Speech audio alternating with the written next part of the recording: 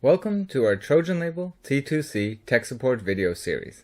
Today we'll review how to replace the wiper roller on the TrojanLabel T2C.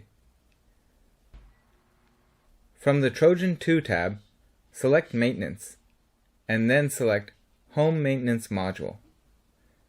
This moves the head off the capping station and the capping station to the rear where it's easily accessible. Using your thumb and forefinger, push the roller backwards while holding the capping station still to pop the roller out. Remove the roller and prepare the new one.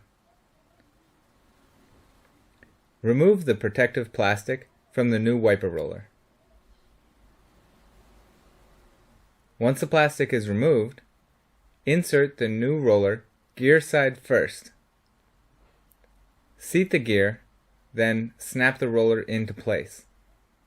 When finished, press Install Maintenance Mode.